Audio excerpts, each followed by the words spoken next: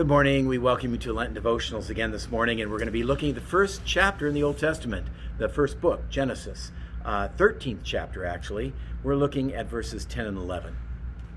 And Lot lifted up his eyes and saw all the valley of the Jordan, that it was well watered everywhere. This was before the Lord destroyed Sodom and Gomorrah, like the garden of the Lord, like the land of Egypt as you go to Zoar.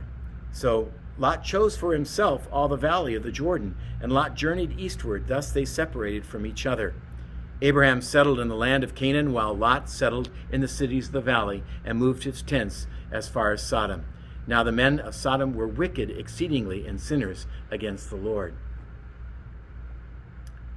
Individual shares that he had a friend Archie, and he says, my friend Archie came home from vacation to find his neighbor had erected a wooden fence 5 feet inside his property line.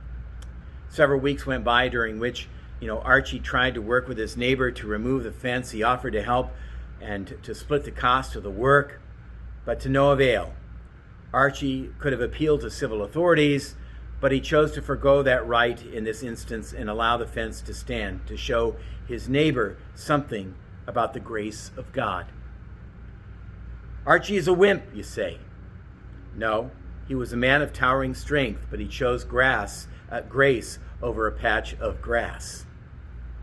I think of Abraham and Lot, who fell into conflict because their flocks and herds overwhelmed the land. Quarreling, arose between Abram's herders and Lot's. And the Canaanites and the Perizzites, the unbelieving community, were also living in the land at that time. Lot chose the best of the land and lost everything in the end. Abraham took what was left over and gained the promised land.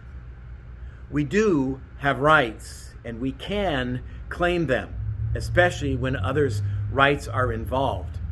And sometimes we should insist on them. Paul did when the Sanhedrin acted unlawfully, but we can choose to set them aside to show the world a better way. This is what the Bible calls meekness, not weakness, but meekness. Strength under God's control. Pray with me. Dear Lord, I'm prone to look out for myself. Give me wisdom to know when giving up my rights would best demonstrate your love and grace to someone else. Amen.